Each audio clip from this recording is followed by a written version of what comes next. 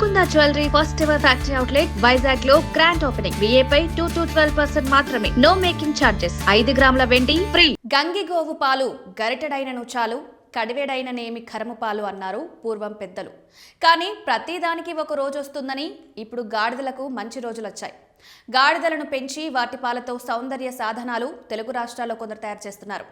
మరికొందరు గాడిదలను ఊరూరు తిప్పుతూ వాటి పాలను అధిక ధరలకు విక్రయిస్తున్నారు. అయితే గాడిదలను పెంచే వారికి ఇప్పుడు కేంద్రం ప్రభుత్వం తీపి కబురు చెప్పింది.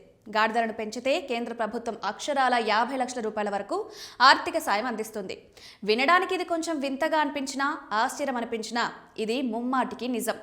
దేశంలో వేగంగా తగ్గిపోతున్న గాడిదల సంఖ్యను పెంచేందుకు ఇప్పుడు కేంద్ర ప్రభుత్వం వీటిపై దృష్టి పెట్టింది. National livestock mission NLM పథకంలో చేర్చింది.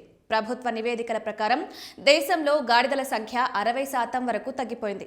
ఈ కొరతను తీర్చడానికి కేంద్ర ప్రభుత్వం గాడిదల పెంపకాన్ని ప్రోత్సహిస్తోంది. ఇందులో భాగంగా FPO అంటే రైతు ఉత్పత్తిదారుల సంస్థ, స్వయం సహాయక బృందాలు, సెక్షన్ 8 పరిధిలోకి వచ్చే కంపెనీలు గాడిదలు, గుర్రాలు, ఒంటెల పెంపకం కోసం దరఖాస్తు చేసుకుంటే మొత్తం ఖర్చులో 50% సబ్సిడీ ఇస్తుంది.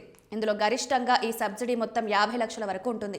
అంటే ప్రాజెక్టు ఖరీదు 1 కోటి రూపాయలైతే కేంద్ర ప్రభుత్వం అందులో 50 లక్షల రూపాయల సాయం అందిస్తుంది. 2019 పశుగణన ప్రకారం భారతదేశంలో గాడిదల సంఖ్య కేవలం 1.23 లక్షలు మాత్రమే ఉంది. జమ్మూ కాశ్మీర్, హిమాచల్ ప్రదేశ్, రాజస్థాన్, యూపీ, మధ్యప్రదేశ్, బీహార్, మహారాష్ట్ర, గుజరాత్, కర్ణాటక, ఆంధ్రప్రదేశ్ రాష్ట్రాల్లో వీటి సంఖ్య ఎక్కువగా ఉంది. అయినప్పటికీ కొన్ని రాష్ట్రాల్లో గాడిదల సంఖ్య కేవలం 2 నుండి 10 మాత్రమే ఉండడం ఆందోళన కలిగిస్తోంది. ఈ క్రమంలోనే గాడిద జాతుల సంరక్షణతో పాటు వాటి పాల ఉత్పత్తులను మార్కెట్లోకి తీసుకురావడానికి ప్రభుత్వం కృషి చేస్తోంది.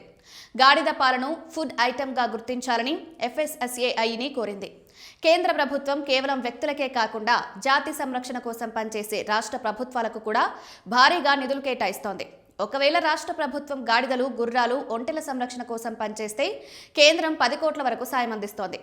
నేషనల్ లైఫ్ స్టాక్ మిషన్ 2015లో ప్రారంభమైంది. దీని కింద బ్రీడింగ్ సెంటర్లు, పశుజాతి అభివృద్ధి, పెంపకంపై ప్రత్యేక దృష్టి సారిస్తున్నారు.